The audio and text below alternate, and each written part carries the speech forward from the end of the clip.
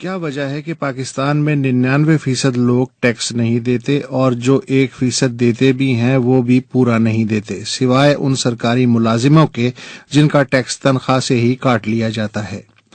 نجی شعبہ جیسا کیسا بھی ٹیکس دیتا ہے، اس میں سے بھی 62% راستے میں ہی ٹیکس دہندہ، ٹیکس کلیکٹر اور ٹیکس پریکٹیشنر کے درمیان کہیں غتر بود ہو جاتا ہے اور صرف 38% سرکاری خزانے تک پہنچتا ہے۔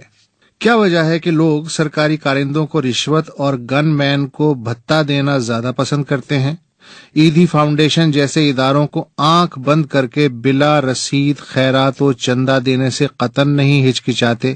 رمضان میں افطار کے لیے فٹ پاتھ پہ 1 کلومیٹر طویل دسترخوان سجا دیتے ہیں، مگر سرکار کو ٹیکس نہیں دینا چاہتے۔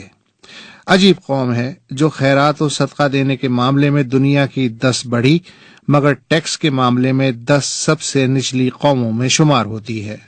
وجہ جاننے کے لیے اقتصادیات میں PhD قطعاً ضروری نہیں، بات سیدھی ہے۔ ریاست کو لوگوں پہ اور لوگوں کو ریاست پہ اعتماد نہیں، اور اعتماد یوں نہیں کہ لوگوں سے یا ان کے نام پہ جو بھی ٹیکس، قرضہ یا امداد اکٹھی ہوتی ہے اسے خرچ کرنے کے بارے میں لوگوں سے نہ پوچھا جاتا ہے نہ بتایا جاتا ہے۔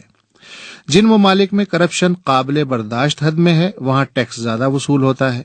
جہاں کرپشن ناقابل برداشت ہے وہاں لوگ ٹیکس نہیں دینا چاہتے، اور ان کا عمومی رویہ یہ ہوتا ہے کہ میں ٹیکس آخر کیوں دوں جب سرکاری اسپتال کے کوریڈوری فرش پہ میرا لخت جگر 2 گھنٹے تک ابتدائی طبی امداد کے انتظار میں تڑپ کے مر جائے۔ کیا ان سادوں اور باوردیوں کے لیے ٹیکس بھروں جو میرے چھوٹے بھائی کو بلا جرم بتائے گھر میں کود کے لے جائیں اور پھر اس کا نشان تک نہ ملے؟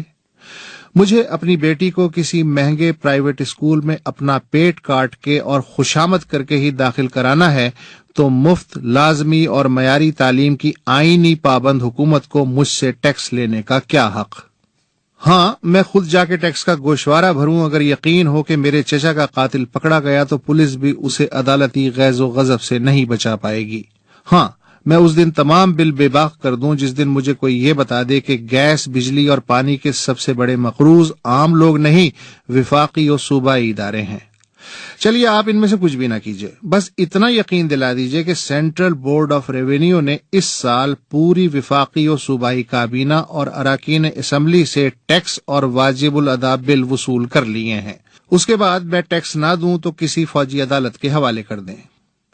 اس وقت پاکستان دنیا کی 44ویں بڑی معیشت ہے جس کا حجم تقریباً 250 ارب ڈالر ہے، لیکن اس دستاویزی معیشت کے 90% کے برابر وہ متوازی معیشت بھی ہے جسے عرف عام میں غیر دستاویزی یا بلیک اکانومی کہتے ہیں۔ کسی بھی ملک میں اتنی بڑی بلیک اکانومی کا وجود المناک ہے، مگر پاکستان میں بلیک اکانومی کا ہونا نعمت ہے، کیونکہ سرکار نے ایک مدت سے لوگوں کے بنیادی حقوق اور ضروریات سے تقریباً ہاتھ اٹھا لیا ہے۔ غریب کو جو چھت سرکار کو دینا تھی وہ لینڈ مافیا دے رہی ہے۔ جن لاکھوں لوگوں کو روزگار کا تحفظ دینا ریاست کی ذمہ داری تھی وہ بلیک اکانومی کی چھتری تلے زندہ ہیں۔ جان و مال کا تحفظ سرکار کی بجائے مقامی مسٹنڈے دے رہے ہیں۔